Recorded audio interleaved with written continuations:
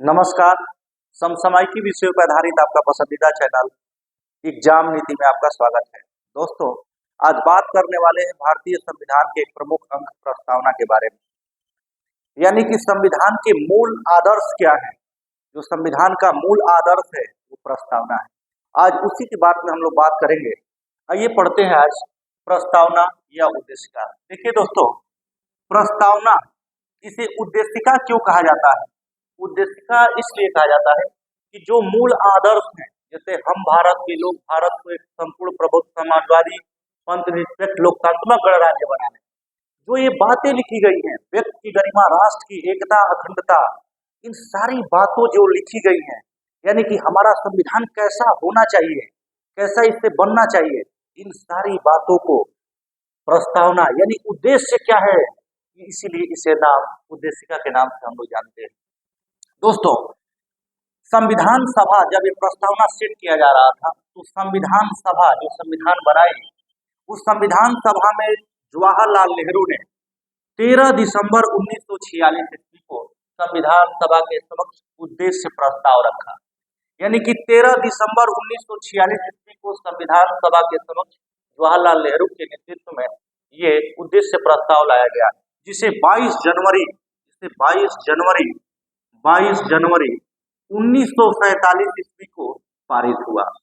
ये 22 जनवरी 1947 ईस्वी को पारित हुआ, एक्सेप्ट हुआ, यानी संविधान सभा इसको एक्सेप्ट की। ये कहां से लिया गया है प्रस्तावना? तो ये अमेरिका के संविधान से लिया गया है।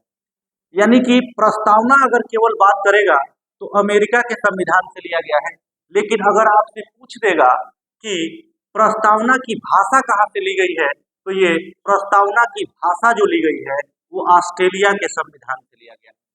फर्क दोनों साफ साफ दिख रहा है कि अगर प्रस्तावना केवल पूछे तो आप अमेरिका को मारेंगे, अगर प्रस्तावना की भाषा पूछे तो आप ऑस्ट्रेलिया को मारेंगे। प्रस्तावना की जो पहली लाइन है वो हम भारत के लोग, यहीं से स्टार्ट होता है कि हम भारत के लोग।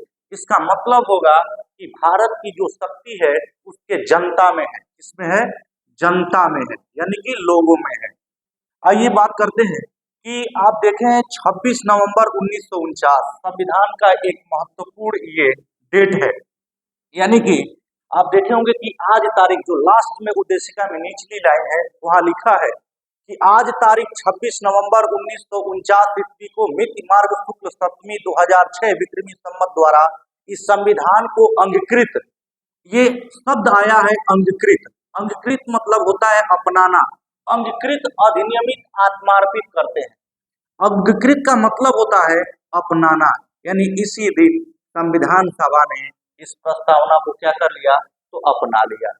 अब पूछता है कि देखिए इस संविधान में कुल कितनी बार संशोधन किया गया है, संविधान में कब संशोधन किया गया है। तो ध्यान दीजिए दोस्तों, 42वां संविधान संशोधन अधिनियम 1976 द्वारा ये 3 शब्द संविधान में जोड़ा गया था, समाजवादी, पंथ निरपेक्ष और अखंडता।